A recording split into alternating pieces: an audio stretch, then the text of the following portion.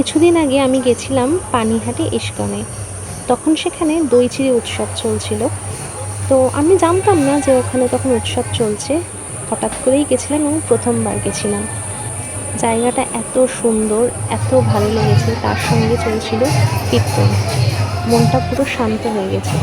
তাই ভাবলাম তোমাদেরকেও সেই জায়গাটা দেখাই।